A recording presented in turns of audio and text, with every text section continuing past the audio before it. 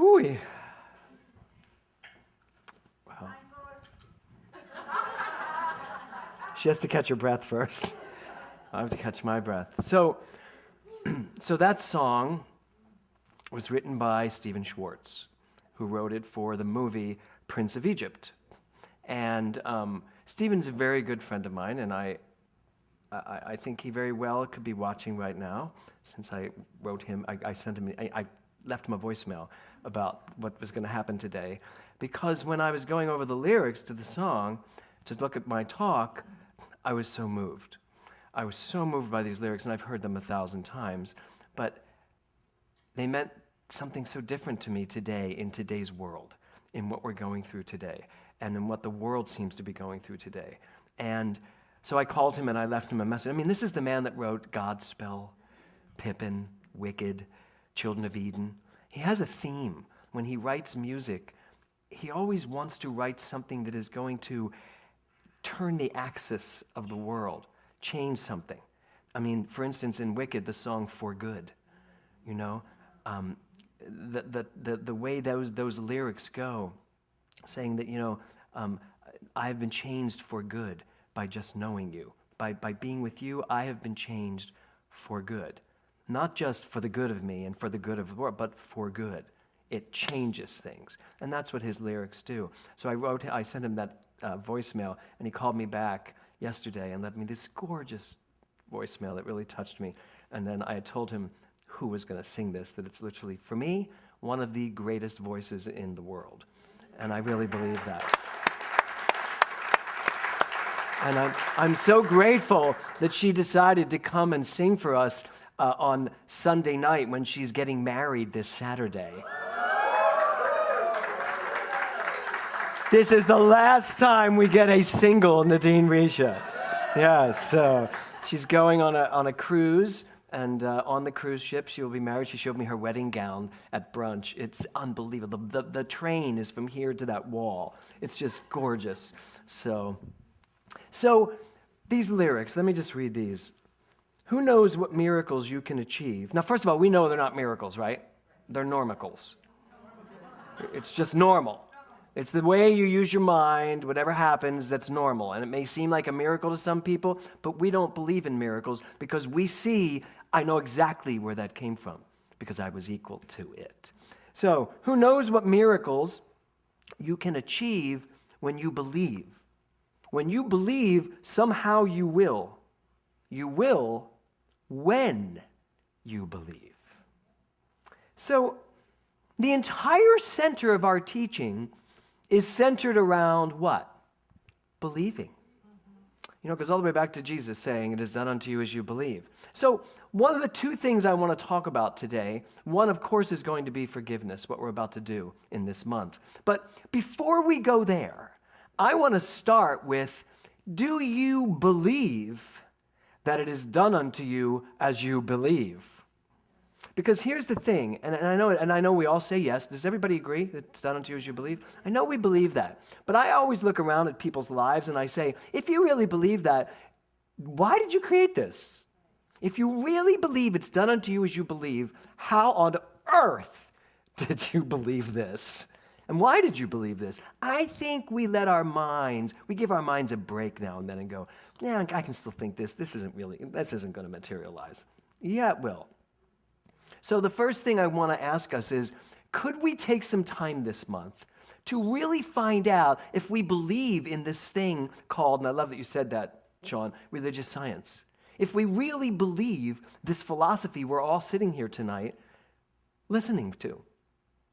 Do I really believe that my mind is the infinite creative power of the universe and that this mind can create whatever I want out of my life? I can choose to create whatever experience I wish to experience by being equal to it in mind, which means I believe this, that's what happens. It doesn't matter what happens all around me. It matters my relationship to what's going on based on what I believe. So this is really an important thing for you to do this month. Really get in touch with this teaching, this philosophy. Because if you look at these lyrics, who knows what miracles you can achieve when you believe? Somehow you will. You will when you believe. You will be rich when you are equal to it in mind. You will be healthy and vibrant when you are equal to it in mind. You will have amazing relationships and find your perfect soulmate when you are equal to it in mind. Now, here's the thing. You got to believe that, first of all, for it to happen.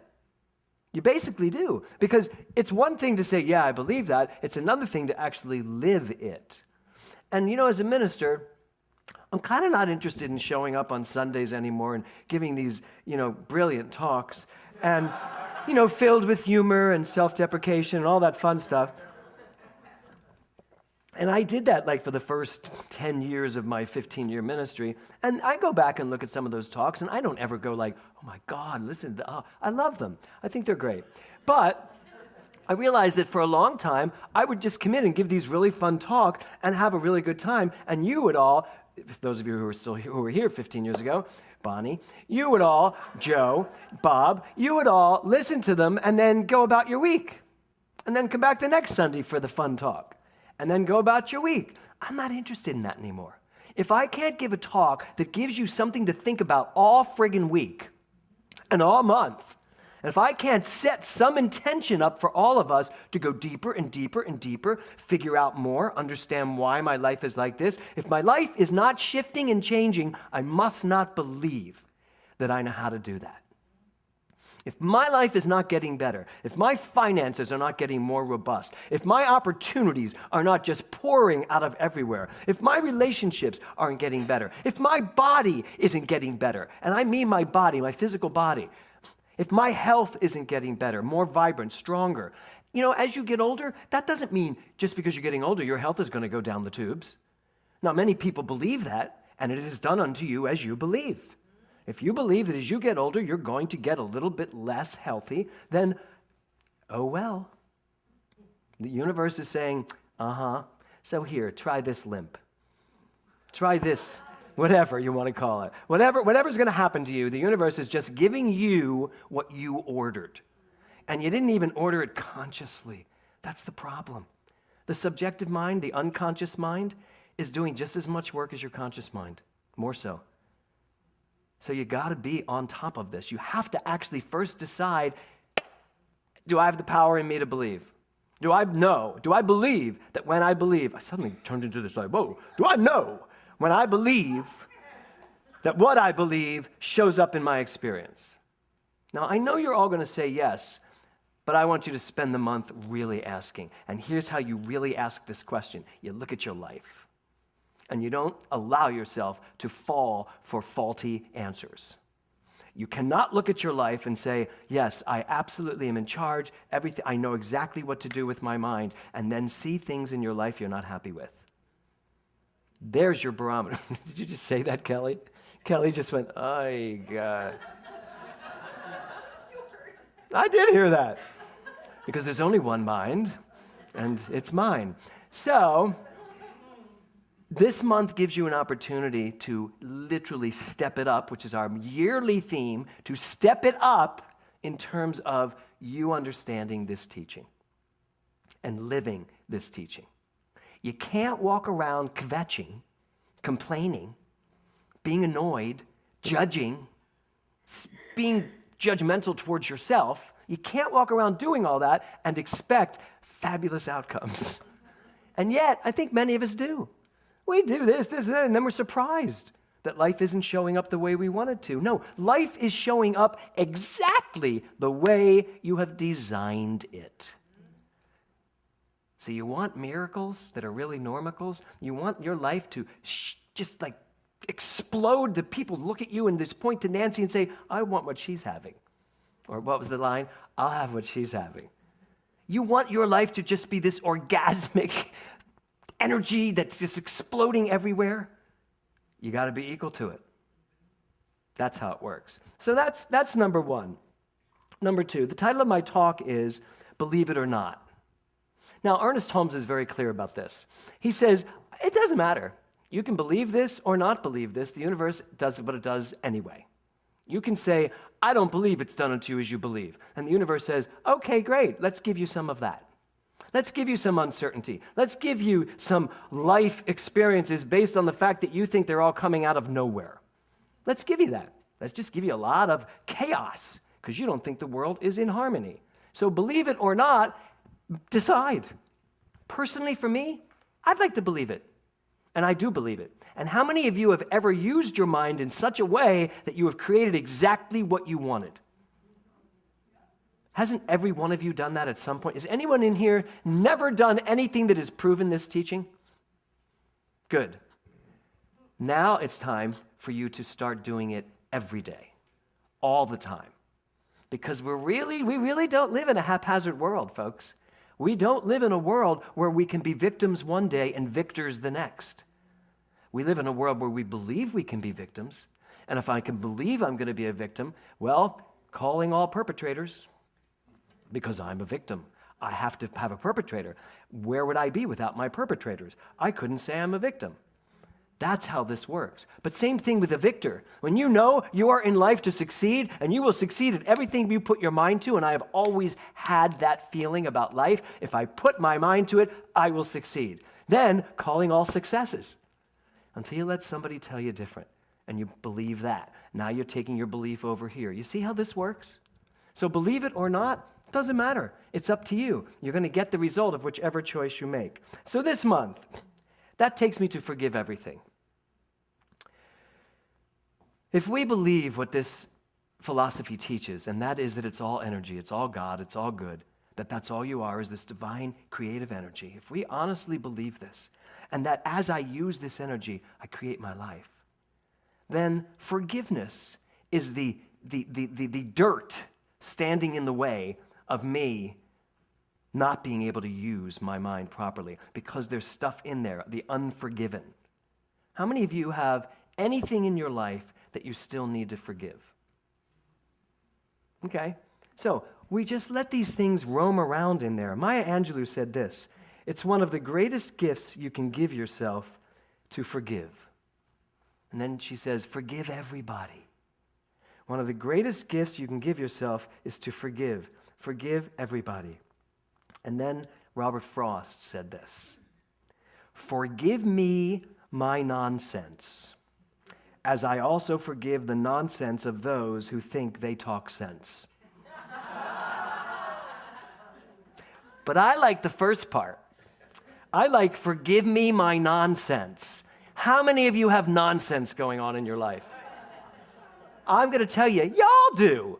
We all have nonsense going on in our life. So forgive me my nonsense. And do you know what the most important nonsense you have to forgive? And this is where I want you to start this month. The most important nonsense you have to forgive is anything in you that you still judge. Because frankly, the forgiveness that you really must do first and foremost before you bother to forgive the entire human race and everybody and everything, you must forgive yourself. That's the hardest job, and it's the job I want you to start with. And I want you to look back at your life. I want you to spend this month bringing stuff up and looking at it and trying to find out, am I still holding resentments against myself? Am I still upset with myself for the way I behaved back at that college dorm party 60 years ago? Am I still withholding love and acceptance from myself because of who I showed up as when I was in my 20s? This is all about you, not me. Of course not. So you really have to ask yourself, what is there to forgive in me? And then, going back to, do you believe that your mind is that creative thing that if you use it properly, you can create your life? Can you forgive the thoughts that you have? How many of you have thoughts that go through your mind that you're shocked you're actually thinking? I know we all do. There are some things that come through my mind and I'm like, where did you come from? And sometimes it used to bother me. I'd be like, why would I even think something so horrible about that person? I now forgive myself, but I allow it very quick passage through. So that's where we need to go at the top of this month. forgiving ourselves in such a passionate way. Forgive me my nonsense, as I also forgive the nonsense of those who think they talk sense. So the other part of forgiveness is, can you really forgive everything? We're living in a world right now, in a time right now, where there's a lot to forgive. Now, I'm not saying you should forget, nor am I saying you shouldn't do what you want to do in reaction to what's going on, but you must find a way to love only. That was last month. Doesn't mean it's done. We're continuing with the love only. But you must continue and start this month to forgive everything and everyone. So we had our Taste of GTC last night at the Draper's home. Doug Draper and Corrine Draper threw their wine tasting party. And it was spectacular. And it was 8 bottles of wine that you tasted each of the 8 bottles. And I will say, when I got there, I thought, 8 bottles of wine? That seems like a lot of wine to drink the night before I have to give my sermons. But who knows, it might add some vinegar to them. So there was 8 bottles of wine, and he had them all covered up with numbers on them, and you had to decide what kind of wine it was, like what type of wine. It was all about guessing the wines. For me, it was either red or white, because that's about the extent of my knowledge of wine. So it was red or white. But we drank this wine, and then we had, this is the best part. So then Doug cooked this amazing meal, tenderloin and salmon and chicken. Y'all getting hungry for dinner now? Tenderloin, salmon, chicken, roasted vegetables. It was just the most exquisite evening in their beautiful home in Woodland Hills with the nature all around us, 2 incredible dogs. It was just this great night. And then we were all sitting around the table, and what was a great night turned into a brilliantly great night when the conversations started. Well, after 8 bottles of wine. But the conversations started, and they were so deep, and they were so revealing and so lovely. And we did talk a little bit about forgiveness, and something happened in the middle of the conversation, and something popped into my head, and I was like, and I had this very overwhelming feeling of like, that's a little bit of unforgiveness, that this is a person I've never forgiven for what this person did perceived to me. And so I stopped talking for a moment, which allowed other people to talk, and I just let the conversation going, but in my heart I was like, I'm going to have to do some work on this. There's someone that I need to forgive that I wasn't even aware of, because it happened, are you ready for this? It happened when I was 17 years old. I know, I'm not that old. Oh my God, it happened in the 30s? So this incident went through my head, and I actually shared it last night, but I'm not going to tonight because I've forgiven it last night. So this incident went through my head, and you ever have something come up? This is how you're going to find out this month about your forgivenesses. If you still feel a little sharp pain when you bring it up, if you still have some play around it, there's still some forgiving for you to do. And if you don't do it, it just sits there. And it's still a part of your belief system. Because if you haven't forgiven it, some part of you feels a victim to it. And if you feel a victim to it, you are not on principle, because there is no victim. There's just what we are equal to in any given moment. Now, I know this can be very dicey for people to hear, because you're all going to ask me now about Hitler and all that other stuff. I'm not going there. I'm talking about my personal life and how I use this science. So, I knew what I had to do. We finished our dinner, and we had a beautiful evening, and I got home, and as you know, my house is under renovation, so I was staying at a friend's house all by myself, beautiful home. And I was like, all right, it's a little late, but I'm not going to bed without dealing with this forgiveness. So how do I want to do this? How do I forgive? How do I forgive someone who I feel was so horrific to me? And I went, oh, there's step 1. Someone was not horrific to me. I was a part of an exchange, a willing part of an exchange that allowed this to happen in my life. So I got clear on that. And then that was step 1, understanding what was really going on. Now, then it was pretty easy to be logical. I was 17. This person was 17. At 62, I got to give some leeway to the 17-year-old who behaved badly, in my opinion. That was very easy. I was like, wow, if we're going to go from love only, forgive everything's pretty easy. I can love that 17-year-old who was very, very, very misguided. And then I can love the 17-year-old that was there, me, who was also very, very, very misguided. And then I can love both of them for understanding that in a world of uncertainty and in a world of what I believed at the time, victims and perpetrators, it makes perfect sense that these two people showed up together.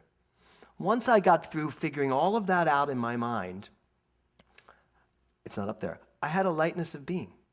There was a lightness to me. I was like, wow, I didn't even know this was still, I was carrying this around for these last 17 to 62 years. 27, 37, 47, 57, 45 years I carried that around. But then I said to myself, if you're still carrying something around for 45 years, what else is in there? And that's what I'm here to ask you. What's in there? And I'm not asking you to go on like a witch hunt and like spend every waking moment, my God, what else haven't I forgiven? This is going to be torture. That's not really it. But it is about, are you willing to let it bubble up? Are you willing to just ask the question? Forgive me my nonsense that I take credit for, as I also forgive the nonsense of those who think that they talk sense. So forgiveness is a cleansing. Do you know that? When you forgive, it's a cleansing. You're releasing. What is our theme this year? Coming clean in 17. Cleansing yourself. Allowing yourself to let go of all the stuff, to let go of anything that is stopping you from using your conscious mind in a way that propels the experience you want out of life. That's what forgiveness can do for you. So, coming clean in 17, this is the first time, and we are at the end of the first half of the year. This is the first time, I think, since we started this year, that this coming clean in 17 has made such great sense to me. So here we go. We get to spend an entire month of releasing, really letting go of stuff that we're still holding on to, and asking ourselves, do I believe how powerful I am? Do I know how powerful I am? And am I willing to take that knowing and put it into action? Release, let go, forgive. And now, being the forgiven and being that which forgives, I can now be on point and use my mind. So I invite you all to take a deep breath. Robbie, would you come back for a second and just play some Robbie music? Pretty Robbie music, not the frenetic Robbie music. They're really pretty. I forgive myself for saying that to you. So this is what your whole month can be like. You can just walk around going, I forgive you. And someone will say, I haven't said anything. I know, but I can tell. It's going to be fun. What if you really just take it as a challenge to be fun? Just to forgive everything. Forgive the person that cut you off on the freeway. Forgive your mother. How many of you have mothers you need to forgive still? Any mothers you need to forgive? Yeah. Fathers. Don't you raise your hand. Father. She does need to forgive me because I said some things this weekend that she was not happy with. So you need to forgive me and then listen to what I said. I get all teary-eyed when I think about forgiving. Forgiving as an action. You're not forgiving someone to let them off the hook. You're forgiving someone to let you off the hook. And you're also forgiving yourself to let you off the hook. Off the hook means you've been stuck. If you forgive yourself and start really loving yourself, just imagine how freed up you will be to start living the life you want to live. So take a deep breath, close your eyes for me. I would like you to bring to mind the most beautiful thing you can think of in this moment. Perhaps it's a day-old baby, all fingers and toes, This beautiful little perfect child who's just throwing his arms and feet around and just so excited. Everything is met. Every need is met. There's an energy, a life energy just bubbling up, pulsating through. Or perhaps you're on a beach and the waves of the beach are just crashing onto the sand. Or maybe it's a starry night and there are so many stars you cannot see far enough to take them all in.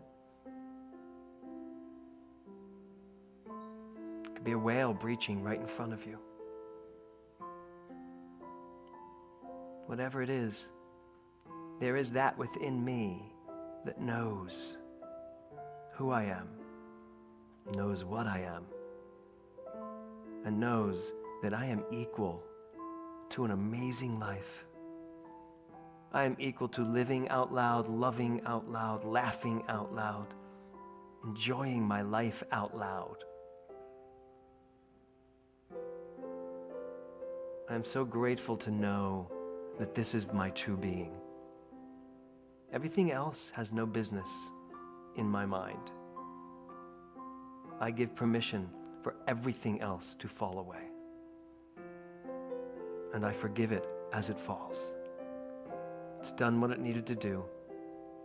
And now I only have room in my mind for the truth. The truth that does set me free. I'm so grateful to know this, so grateful to be in the midst of so many brilliant, individualized minds of the one. And I just step out of the way and let life live me to the fullest. Knowing this is so, I just let it be so.